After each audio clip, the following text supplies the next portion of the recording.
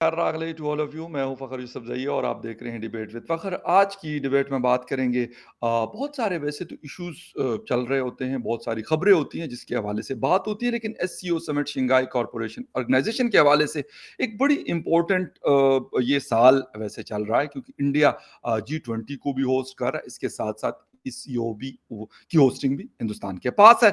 इससे पहले गोवा में फॉरेन मिनिस्टर्स की मीटिंग हुई थी जहां पे पाकिस्तान से बिलावल भुट्टो जरदारी साहब मौजूद थे। अभी जो न्यू दिल्ली में समिट होना है वैसे तो वर्चुअल है, लेकिन पाकिस्तान के प्राइम मिनिस्टर मियां शहबाज शरीफ साहब इसमें शिरकत करेंगे। क्या होप्स हैं? वैसे हम पड़ोस के ममालिक है, तकरीबन एक जैसी लैंग्वेज बोलने वाले लोग हैं, एक जैसी शक्लें हैं और बहुत सारी चीजें हैं जो सिमिलर हैं। लोग कहते हैं जी रिलीजन का फर्क है, तो मैंने कहा यार रिलीजन में तो 25 करोड़ वहां मुसलमान रहते हैं, 80-90 करोड़ हिंदू कम्युनिटी के लोग हैं, इसी तरीके से सिख कम्युनिटी है, क्रिश्चियन है, बहुत सारे लोग रहते हैं और ये दुनिया का एक दस्तूर है कि पूरी दुनिया में मुख्तलिफ कम्युनिटी आबाद होती है, कम्युनिटीज आबाद होती हैं, लेकिन उसका ये मतलब नहीं है कि अगर उनका रिलीजन अलग है तो वो आपस में बात नहीं कर सकते। लेकिन पाकिस्तान का क्या मसला, इस हवाले पे आज बात होगी और बात करने के लिए हमें ज्वाइन कर रहे हैं यकीनन आप सबके जाने पहचाने senior analyst from UK, doctor Amjad Ayub Mirza. Doctor साहब, thank you very much for joining my show. Thank you for having me. Doctor साहब, एक तो मुझे ये बताइएगा कि हमारे पाकिस्तान और हिंदुस्तान के बीच में बहुत कम ऐसा होता है कि हालात बेहतर रहते हैं। वैसे नॉर्मली बात नहीं होती, आना जाना भी नहीं होता, बहुत सारी चीजें नहीं होती। क्रिकेट में अगर वर्ल्ड कप आएगा तो हो सकता है कोई एक आध मैच आ जाए। फिर इस तरह के समिट जहां पे पाकिस्तान भी मेंबर हो और इंडिया भी मेंबर हो, तो फिर वहां पे बैठना शायद दोनों की मजबूरी होती है कि दोनों बैठते हैं, अदरवाइज कोई ऐसी बायलैटरल बातचीत नहीं होती। क्या आप देख रहे हैं अभी के कुछ बेहतरी आ सकती है या मजीद हम एक दूसरे से दूर होंगे, बदतरी मजीद बढ़ेगी? देखिए जी, एससीओ में जो है वो जाहिर है कश्मीर का मसला ये कोशिश करेंगे दोबारा उठाने की वहां पे, ओके। क्योंकि इन्होंने रखना तो डालना है। लेकिन एससीओ की एक बड़ी वाजे जो है ना वो पॉलिसी है जी। कि अगर आप ऐसी कोई बात करते हैं जिससे एससीओ की जो स्मूथ रनिंग है उसमें रुकावट आती है, तो आपकी जो मेंबरशिप है वो कैंसिल की जा सकती है। यही वजह है कि अभी तक तो ये एससीओ स्मूथ चल रहा है। ओके। इसमें अहम बात जो हमें देखनी चाहिए वो ये है कि कल गालबन अब ईरान को भी मेंबरशिप एससीओ की दे दी गई है, जिसके बाद ईरान एससीओ में बैठेगा। अब ईरान का एससीओ में बैठना जो है वो इस बात का अंदिया है कि चाइना ईरान को सेंट्रल एशियन जो रियासतें हैं उनके रास्ते के तौर पर ज्यादा मुस्तहकम का दोस्त बनाना चाहता है। जी। और इसमें कोई बईद नहीं है कि सऊदी अरेबिया भी आने वाले वक्त में एससीओ का मेंबर बन जाएगा, और मुल्क भी बनेंगे। बेशुमार ममालिक ने दरख्वास्तें दी हुई हैं उसमें शामिल होने के लिए। तो अब इसमें हिंदुस्तान और पाकिस्तान वहां जाके बैठेंगे, लेकिन ये क्या बात करेंगे, I really don't have a clue. Hindustan जो है वो कोशिश करेगा कि ऐसी गुफ्तगू हो जो न्यूट्रल ग्राउंड्स पे की जाए। पाकिस्तान ऐसी गुफ्तगू की कोशिश करेगा जो कॉन्फ्लिक्टिंग ग्राउंड्स पे हो, जिसमें कश्मीर आ जाता है और जी। बेशुमार चीजें। तो देखते हैं क्या होता है इसका रिजल्ट। मैं तो इससे कोई ज्यादा वो नहीं हूँ, पुरुमीद नहीं हूँ। बिल्कुल सही है डॉक्टर साहब, बिल्कुल आपकी ये बात सही है। इससे पहले जब गोवा में हो रहा था तो वहां पे भी लोग कह रहे थे कि जी दोनों फॉरेन मिनिस्टर आपस में शायद बात हो जाएगी या वो, लेकिन नहीं हुआ और यहाँ से भी कोई बड़ी हाई होप्स नहीं है। लेकिन कम से कम एक मौका तो ऐसा आता है कि वो मजबूरी के तहत हो या खुशी के तहत हो, बैठना पड़ता है। अच्छा सर, एक चीज और है, आपने बात की कश्मीर के हवाले से कि कश्मीर में हालात काफी बेहतर हुए हैं पिछले कुछ सालों से। एक एलओसी के ऊपर भी हालात बेहतर हुए हैं। इंडिया भी इस बात को मानता है, पाकिस्तान भी इस बात को मानता है कि कुछ ऐसा बड़ा नहीं हुआ, छोटी मोटी चीजें शायद होती होंगी, लेकिन उस तरह नहीं हो रहा जो आज से कई साल पहले होता था। तो अगर कश्मीर के अंदर यानी इंडियन साइड की कश्मीर के अंदर नॉर्मल सी आती है, तो फिर पाकिस्तान क्या चीज लेके जाएगा? अगर वहां पे इंफ्रास्ट्रक्चर बेहतर होता है, वहां पे तरक्की होती है, एजुकेशन बेहतर होती है, बाकी और ऐसी चीजें होती है जो इस तरफ ना हो, तो फिर पाकिस्तान के पास कौन से कार्ड्स होंगे जिसके ऊपर पाकिस्तान खेलेगा? वो सीओ हो या कोई और फोरम? देखिए, कार्ड उनके पास उनकी प्रॉक्सीज हैं। अभी भी इस वक्त 8 से 9 बैट के जो कमांडोज हैं, बॉर्डर एक्शन टीम के जो कमांडोज हैं पाकिस्तान आर्मी के, उनके बारे में बताया जा रहा है कि वो बॉर्डर पे बैठे हैं और इन्फिल्ट्रेशन करने की कोशिश कर रहे हैं या करेंगे आने वाले दिनों में। तो ये इससे ज्यादा जो है वो एक इरिटेट का किरदार अदा कर सकता है पाकिस्तान मसला कश्मीर में। लेकिन ये अगर सोचें कि पाकिस्तान को डिप्लोमेटिक फ्रंट के ऊपर कश्मीर के हवाले से कोई गेन हासिल करेगा, तो वो वक्त बहुत अच्छा पहले गुजर चुका है।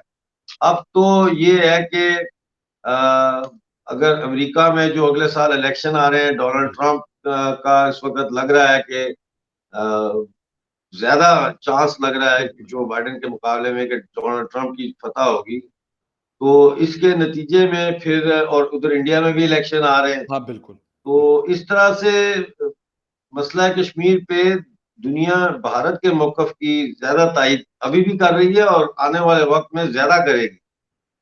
ओके। अच्छा डॉक्टर साहब, अगर ये आप बात कर रहे हैं तो पाकिस्तान यकीनन इन चीज़ों को देख तो रहा है कि ऐसा नहीं है कि वो ठीक है, हम बात चीज़ों पे आँखें बंद करके हम कहते हैं चाहे ऐसा है, ऐसा हो जाएगा या पहले हम सोचते थे।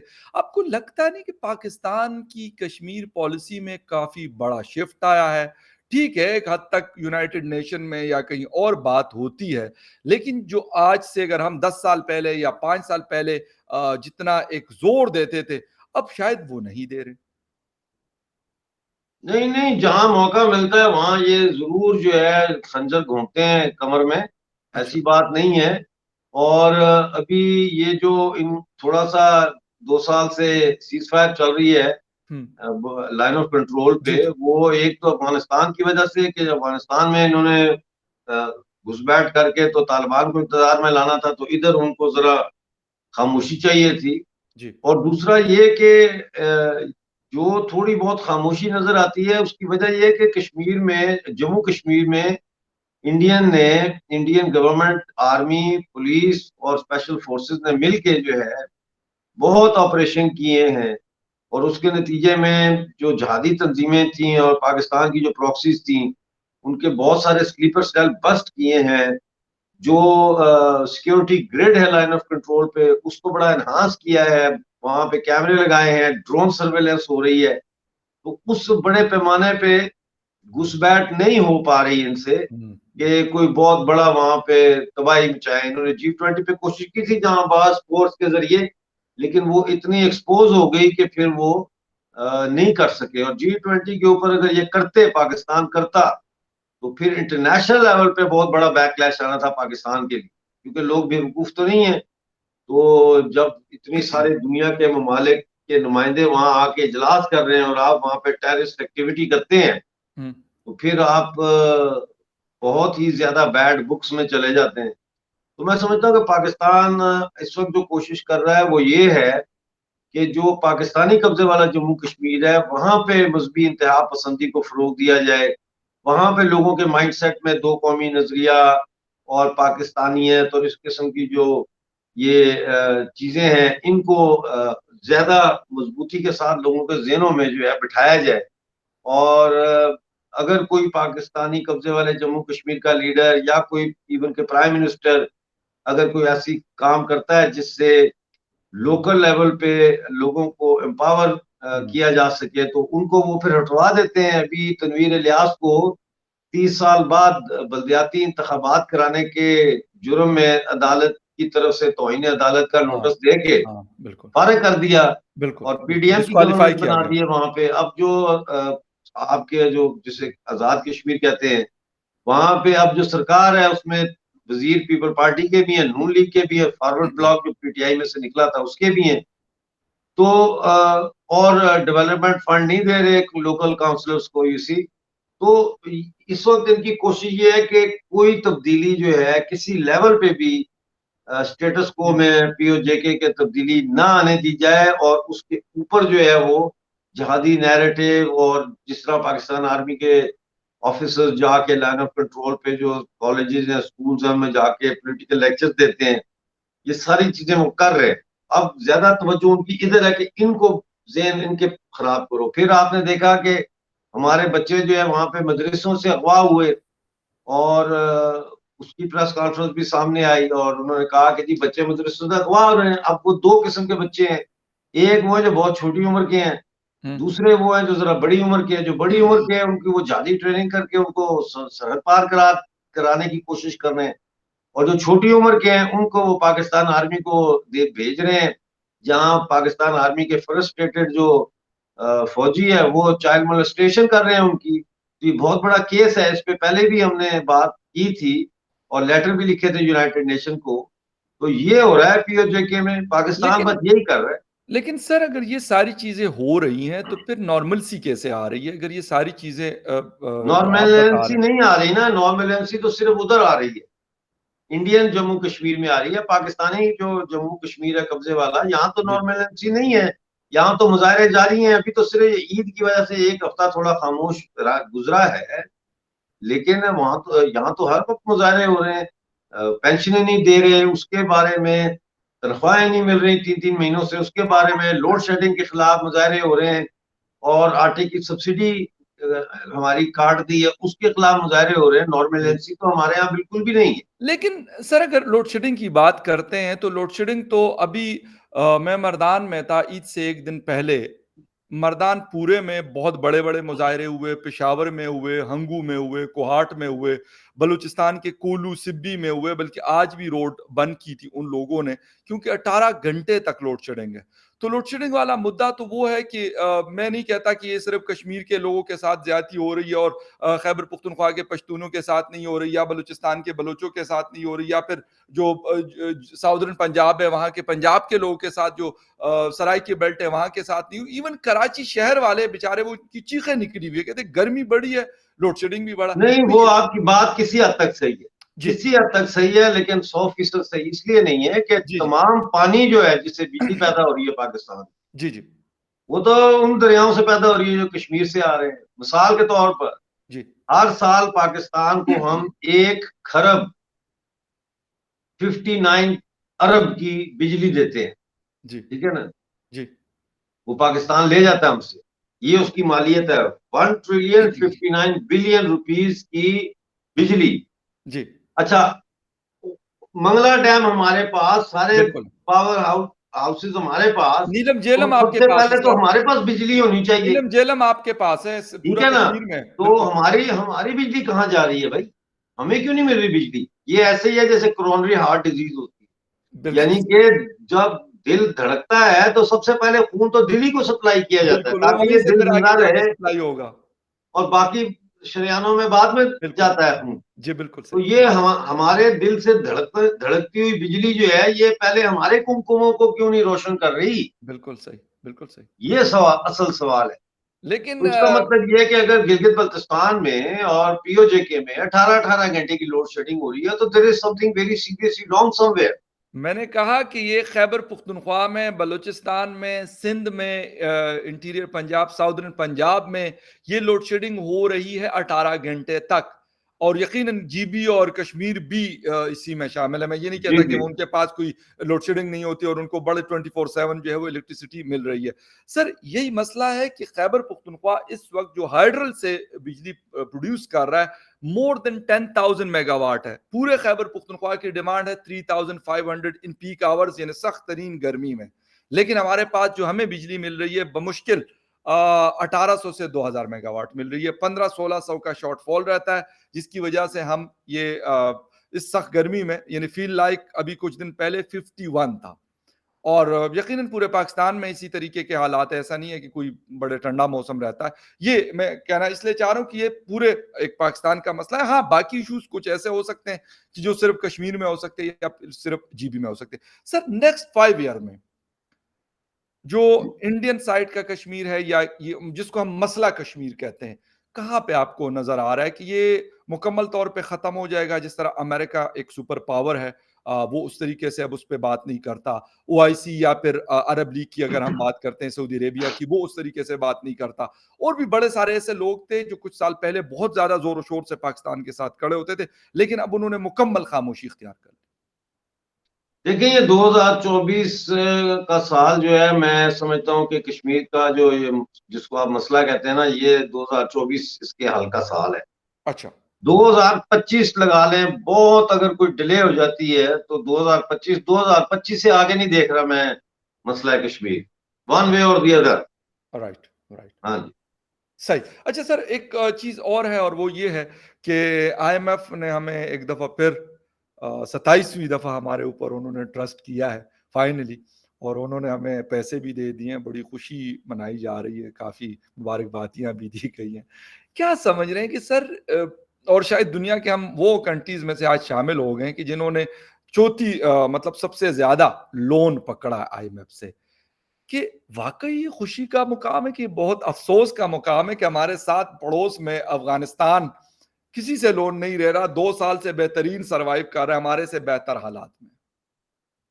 देखिए, सबसे पहले तो ये है कि ये जो लोन इन्होंने दे अभी दिया नहीं है लेकिन देंगे over a certain period of time या 3 बिल्कुल। बिलियन का। जी, बिल्कुल। तो इस पे ये खुशी नहीं मना रहे कि आईएमएफ ने लोन दे दिया, वो ये खुशी मना रहे हैं कि आईएमएफ को देख के बाकी लोग भी हमें कर्जा देंगे। ओके। माइंडसेट देखें आप। ज़बरदस्त। मैं समझता हूँ कि पाकिस्तान में अक्सरियत तमाशबीनों की है। सही। आप देखें, ये ईद आई थी कुर्बानी वाली, जी, पूरे पाकिस्तान में जो जियो न्यूज की रिपोर्ट है, 376 बिलियन रुपीस की लोगों ने कुर्बानी की है। 376 अरब रुपए की कुर्बानी, मैंने तो सर पकड़ लिया। कहाँ गया पाकिस्तान का नेशनलिज्म, कहाँ गई इनकी इज्तिहाद की सोच, कहाँ गए इनकी इंसानी हमदर्दी। यानी एक मकरूज मुल्क है, इनको पता है, और 1 अरब डॉलर से ज्यादा इन्होंने बकरे जबा करने में लगा दिए, बजाय इसके कि वो हुकूमत पॉलिसी बनाती कि साल कोई कुर्बानी नहीं करेगा, हुँ, कुर्बानी की रकम कर्जा स्कीम में जमा कराए कि हमने कर्जे देने हैं। तो सही। ये दे आर नॉट सीरियस। ये पाकिस्तान के लोग भी और पाकिस्तान की सरकार भी, दे आर नॉट सीरियस। ये डंग टपाव पॉलिसी चल रही है पाकिस्तान में।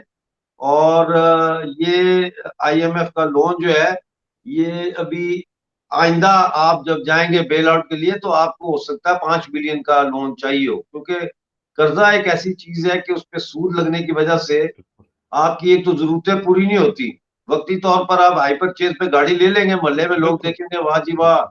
होंडा अकॉर्ड निकलवा लिया फखर साहब ने, लेकिन उनको ये पता बीएमडब्ल्यू नहीं है कि निकलवा इसकी लिए। किस्त कितनी है। फिर आप फ्रिज भी ले लेंगे किस्तों पे, अच्छा, हायर का, है और जी। फिर आप बैंक से कर्जा लेके घर भी खरीद लेंगे, बिल्कुल, लेकिन आपको फिर पता चलेगा कि भाई मैंने तो अपनी तनख्वाह से ज्यादा, अपनी आमदन से ज्यादा बिल्कुल। मैंने खर्चा चीजें कर खरीद लिया। ली है कर्जे पे। तो अब मैं दूं कैसे? तो फिर आप मांगेंगे, मांगना शुरू करेंगे। और फिर आप राइट, जब नहीं पैसे होंगे तो आप अपना घर सस्ते दामों में बेच देंगे। बिल्कुल। करोड़ का लिया आप 80 में बेच देंगे, 70 में बेच देंगे कि जान छुड़ाओ में। तो ये हुँ, एक ऐसा साइकिल है जिसमें से पाकिस्तान के निकलने का मुझे कोई चांस इस वक्त तो नजर नहीं आता। जी, क्योंकि जैसा मैं कहता हूँ, पाकिस्तान में जिस सियासी पार्टी की जरूरत है, जिस सियासी बयानिए की जरूरत है, वो सियासी बयानिया अभी तक वहां बना ही नहीं है। और पाकिस्तान की सियासत जो है वो अभी भी इक्तदार के ऐवानों में मौजूद मुख्तलिफ सियासी जमातों के दरमियान एक म्यूजिकल चेयर के पैकेट की तरह है। जैसे म्यूजिकल चेयर होता है, उसमें एक जी, पैकेट जी। होता है, जी, वो जी। आप पास करते हैं, दूसरा दूसरे बिल्कुल, को पास करता है, एग्ज़ैक्टली, पास करते हैं। एग्ज़ैक्टली। जैसे म्यूजिक बंद होता है, वो जिसकी गोद में होता है वो हुँ, जीत जाता है, या जो भी है, या निकल जाता है। तो इसी तरह से ये म्यूजिकल चेयर है कि जब म्यूजिक बंद हो तो कौन सा इनमें इन्हीं में से आएगा। क्योंकि कुर्सी किसको अवामी मिलेगी? इनकलाब की जरूरत है पाकिस्तान को। वो अवामी इनकलाब जब सही, तक किसी सियासी प्रोग्राम पे ना हो, जब तक माजी के इन नैरेटिव्स को चैलेंज ना करता सही। हो बिल्कुल। और नया नैरेटिव ना लेके आए 21st सेंचुरी का, जी, जी। Pakistan stands no chance. No बिल्कुल चांस। एग्ज़ैक्टली, और मेरे ख़्याल में ये वाली बात डॉक्टर साहब ने जो एंड पे की कि ऐसी पॉलिसी जहाँ पे आप दुनिया के साथ चल सकते हैं, ना कि दुनिया ईस्ट की तरफ जा रही है और आपने वेस्ट पकड़ा हुआ है, तो वो फिर हालात बड़े मुश्किल हो जाते हैं और यकीनन पाकिस्तान मुश्किल से मुश्किल हालात से गुज़रा है। ठीक है, अभी एक बेल आउट छोटा-सा मिला है आईएमएफ की तरफ से, लेकिन इसका ये मतलब नहीं है कि पाकिस्तान के सारे मसले हल हो गए हैं। पाकिस्तान के मसले बढ़ गए हैं, हल नहीं हुए, वक्ती तौर पे सांस लेने का एक छोटा सा मौका दिया गया है कि हो सकता है ये सुधर जाए। हम सुधरने वाले वैसे लगते नहीं है कि हम हैं, लेकिन क्या पता अब आईएमएफ ने वैसे ही आखिरी चांस हमें सुधरने का दिया या बाकी कुछ दोस्त ममालिक ने थोड़ा बहुत ये चांस हमें दिलवाया है। डॉक्टर साहब आपके वक्त का बहुत शुक्रिया, आपने शो ज्वाइन किया। And viewers, thank you very much for watching thank you very debate much. With Fakhar Yousafzai. किसी और डिबेट में फिर मिलेंगे, तब तक के लिए टेक केयर एंड बाय।